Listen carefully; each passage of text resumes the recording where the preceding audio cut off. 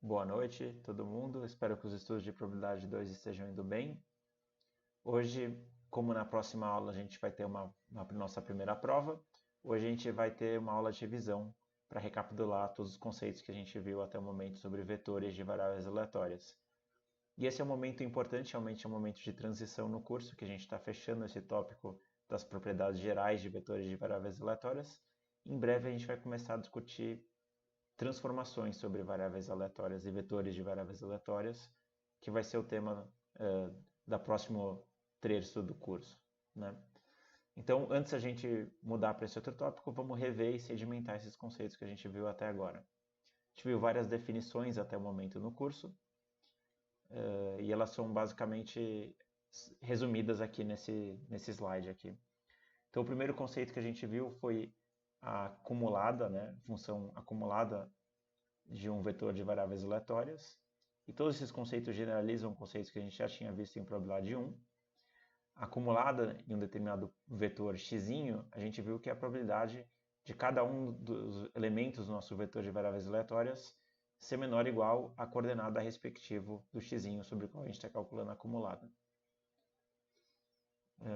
Depois disso, a gente viu também a densidade de um vetor de variáveis aleatórias, né? O f do x aqui. E a gente viu que a densidade ela tem interpretações diferentes, dependendo se o nosso vetor de variáveis aleatórias é contínuo ou se ele é discreto. Se o nosso vetor é discreto, então a densidade em um ponto x é simplesmente a probabilidade do nosso vetor ser exatamente igual a esse x. Então, nesse sentido, a nossa densidade está, de fato, medindo a plausibilidade desse ponto x por meio da probabilidade do x. Então, a gente viu se o x é uma variável contínua, ou um vetor de variáveis aleatórias contínuas, daí a nossa densidade é simplesmente a derivada da acumulada naquele ponto. E a derivada da acumulada naquele ponto mede quanta probabilidade está acumulada na vizinhança desse ponto. E o quanto de probabilidade está acumulada na vizinhança de um ponto também mostra mais ou menos quão plausível esse ponto é. Então, ainda que a ideia do plausibilidade do ponto se bifurque se o nosso vetor de variáveis aleatórias é discreto ou se é contínuo, a gente vê que a densidade, em ambos os casos, está pegando a plausibilidade do x. Só não pode confundir plausibilidade com probabilidade. Depois disso, a gente viu o conceito de densidade condicional, que é muito parecido com o conceito de probabilidade condicional que a gente viu para eventos. E a densidade condicional de x dado y, a gente viu que é a densidade conjunta de x e y dividido pela densidade marginal de y. E, finalmente, usando a densidade condicional, a gente conseguiu construir o conceito de independência, que é extremamente usado basicamente em todos os cursos daqui para frente que vocês vão ver.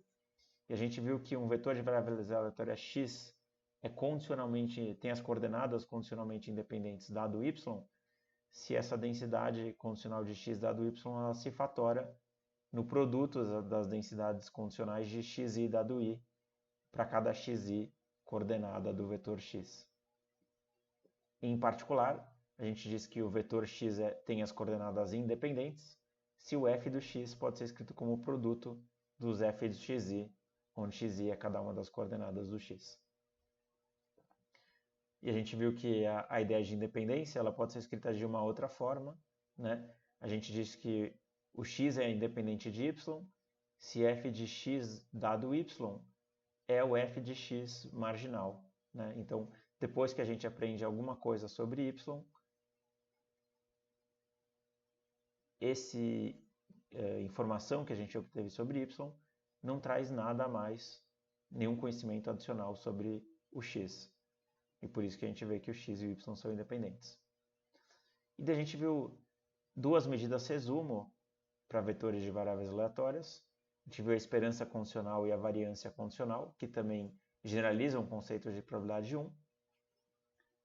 E a gente viu que a esperança condicional, né, a esperança de x dado y, é simplesmente a integral de x, f de x dado y.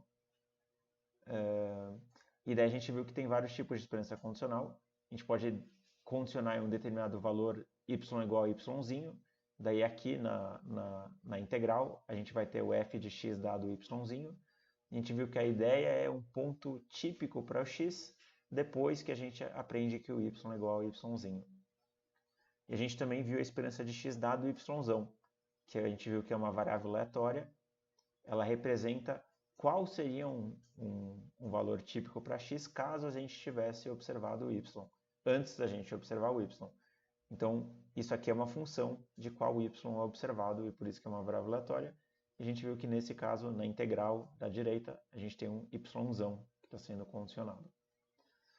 E a gente também viu a variância de x dado y, que tem essa expressão aqui, de uma forma extremamente geral, né? A gente viu que ela é basicamente uma matriz em que em cada na linha I e na coluna J, ela tem a covariância de xi dado, entre xi e xj dado y. Então, por isso que muitas vezes ela é chamada de matriz de variância e covariância. E para essas duas, esperança e variância condicional, a gente também tem a esperança marginal e a variância marginal. E a esperança marginal é exatamente a mesma coisa que a gente tem à direita aqui, só que é a integral de x, f de x dx. Então, é como se a gente apagasse o y da integral também. E a variância de x dado y, se a gente fizesse a variância de x, ao invés de a gente ter todos os dados y aqui, seria só a esperança marginal. Então, seria a esperança de x menos a esperança de x, entre parênteses, né? Vezes x menos a esperança de x transposto, e daí a gente fecha a esperança de fora, né? Isso aqui vai dar uma matriz em que a linha I e a coordenada j tem a covariância entre xi e xj. Então, uma vez que a gente viu todas essas definições, a gente estudou várias propriedades dessas características aí, que a gente vai ver no próximo vídeo, ou revisar no próximo vídeo.